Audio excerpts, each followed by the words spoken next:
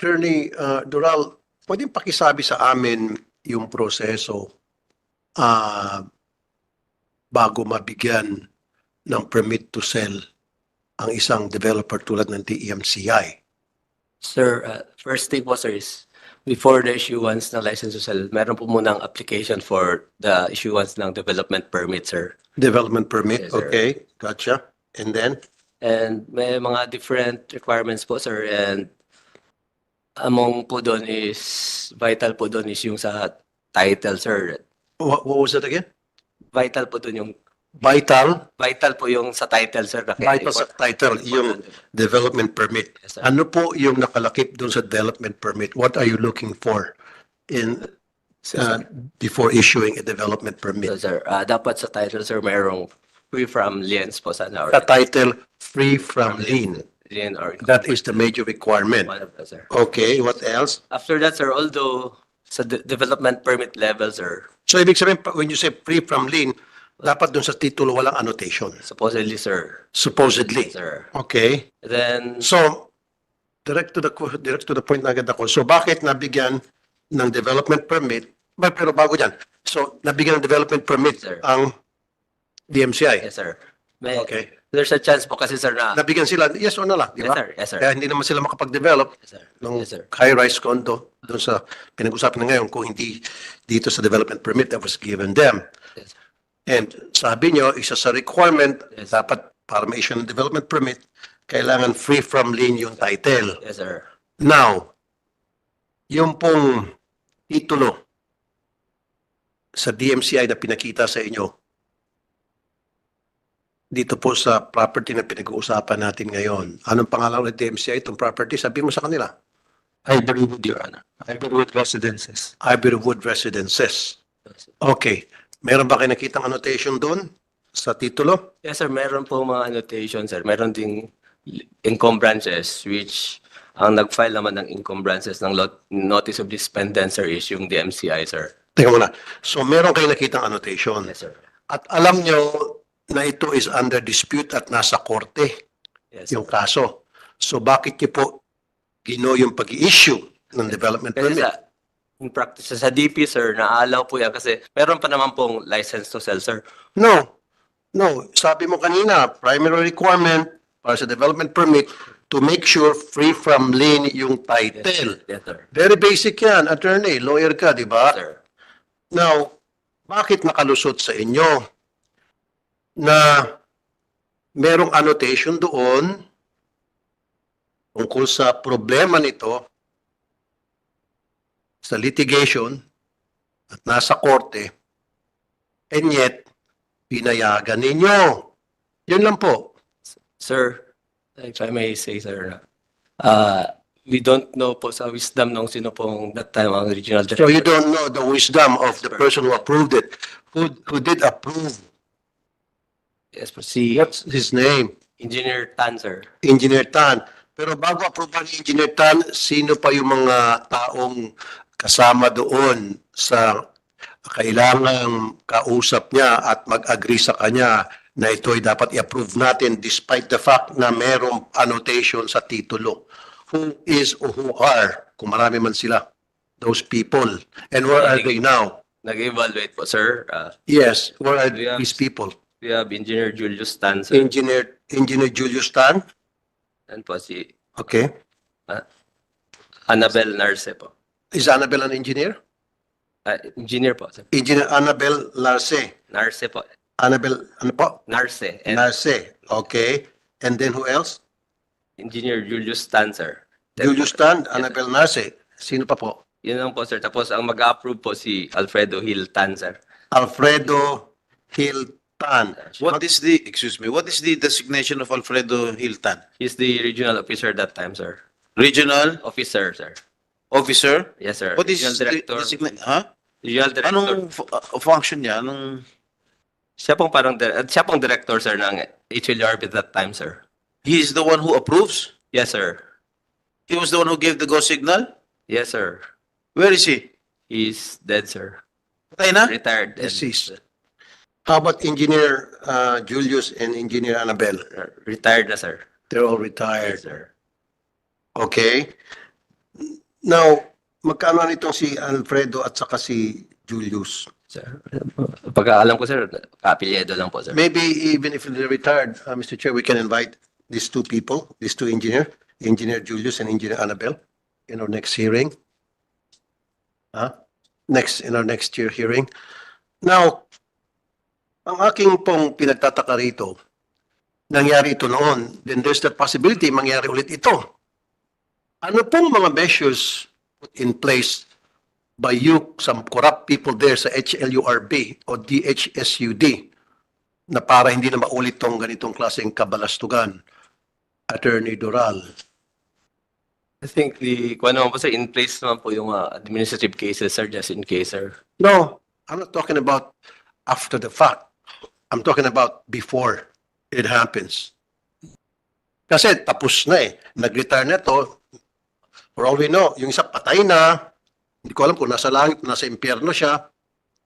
Yung dalawa, retired na. Hindi natin alam kung nasa Bahamas na ito o kung saan na nagpapakasasa na sa pera na binigay ng DMCI.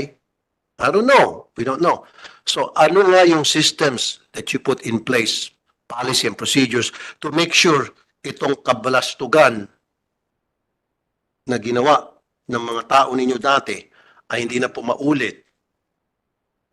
Ikaw ang director, you should know. Yes, sir. So ano pong nilagay nyo? Ang ano po, sir, is I'm having sir, when You're having a what? this case was called upon, sir. Kasi, No, sir, you're not answering my question. You're hearing me, you can hear me, but you're not listening. I'm sorry, sir. For the end time, anong proseso, pulisya, takaran, ang inyo pong inilatag, nang sa gayon, hindi na po mangyari ito. Kasi ang binabanggit mo after the fact, meron kasi kayong mga sanctions, discipline. I don't need that. We don't need that.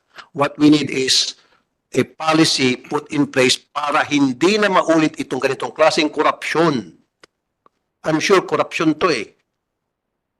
Hindi naman, itong si Director, hindi naman basta-basta siya papayag na babaluktutin niya, susukayin niya yung patakaran, walang perang itinapal sa kanya. Ganon din itong dalawa. May perang itinapal. Kung magkano, sila nakakaalam. Do you agree? They will not violate yung pong patakaran na sabi nyo, para mabigyan ng development permit, ang isang tulad ng DMCI, kailangan free from lien yung titulo. Nakita nila na may annotation. And yet, ginawa nila. So, you agree na merong corruption doon? Yes or no lang? I could not say. Yeah, you just answer yes or no lang. Hindi, kasi kung you cannot say, then tanga ka, sorry. Then you're stupid. You shouldn't be the director of DHSUD. Come on, don't make us tanga. Huwag kang magtanga-tangahan, sir. You're not gonna be an attorney if tanga ka. I have high respect for all attorneys because you guys studied for so many years and have to pass bar, now which is very difficult to pass. Okay? Now, don't tell me with a very simple answer that I need from you, from a simple question that needs simple answer, nahirapan ka. Pakitanong lang. Pakisagot lang. Abogado ka, sanay ka makipagbakbak sa korte siguro noon. Yes, sir. Now, ulitin ko, yung ginawa nito tatlo na binayad ng isang cardinal rule para makapag-issue ng development permit sa isang developer upang makapagbenta ng mga condominium units, binaliktad nila yung patakaran. May corruption? Is it because of corruption or not? Yes or no lang? May corruption doon? Sir, May sir, sagutin mo lang, meron wala lang. Meron wala lang. Hindi, don't say na I don't know. Kasi kung hindi, baka ipakulong kita sa baba. Kasi niloloko mo kami. Can we put them under oath, Mr. Chair? Muna, para madali na natin pakulong mga ito. The COMSEC Mga is sinungaling. instructed to administer the oath. Bago mo sagutin, mag-oath ka muna. Can we ask the Dhsud representatives to just stand up? Dhsud. Please rise. Warning muna, no? Bago kayo mag-oath, tulad ng sinabi ni Mr. Chair. Paskong Pasko, doon kayo nakakulong sa baba. Kung kailangan namin gagawin yan, sa ngalan ng katotohanan, sa ngalan ng taong bayan, and we will not hesitate to do that. Please raise your right hand. Do you swear to tell the truth, the whole truth, and nothing but the truth before this inquiry of the Committee on Labor? Please say yes. Yes. Okay, please be seated. Attorney Doral, Yes, sir. you answered the question of Senator Tulfo. So after having you put on oath, under oath, now, ulitin ko po yung question ko, be careful, yung pong ginawa nitong tatlo, Engineer Julius Tan, Engineer Annabel Narce, Director Alfredo Hill Tan, na binayolate ng isang cardinal rule para makapag-issue ng development permit sa isang developer bago makapagbenta ng mga units. They violated that cardinal rule, number 1 rule, na dapat walang annotation sa titulo. Nakita nila may annotation and yet they still went ahead. May corruption ba doon o wala? Yes or no? Ayoko lang, I don't know. Dahil kung sinabi mo, I don't know, pakukulong kita sa baba because nagsisinungaling ka, you know better. Yes or no lang po ang sagot. Kasi sir, Sir, pakisagot lang ng yes or no because if you said, ngayon pa lang I'm telling you, if your answer is, I don't know, then ipakukulong kita, I promise you. Kamsek, pakiready na yung kulungan sa baba. Magpapasko, dito ka makukulong. Christmas na Christmas, dito ka magpakulong. I don't mind kung isasagot mo, no, yes. When you say no, because I'm stupid, that's why my answer is no. Yes, because I'm smart enough, that's why my answer is yes. Huwag nyo lang kami lukuhan dito. Sinirespeto namin kayo bilang mga abogado, respetuhin nyo naman kami bilang mga senador. And we've been doing this for a long time, for several times already, so hindi na kami pwedeng lokohin.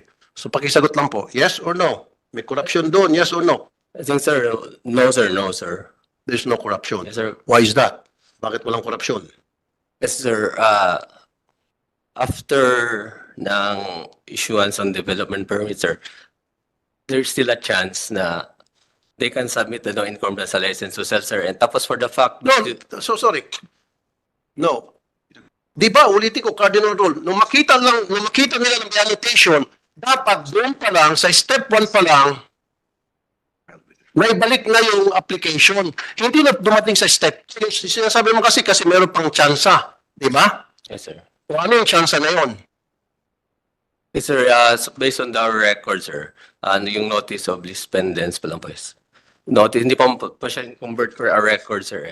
Not, Oo nga, sir. Di ba may mga step yan? yes sir. Sa first step lang, nakita nyo na agad na may annotation, sana hindi ka na tinanggap yung application.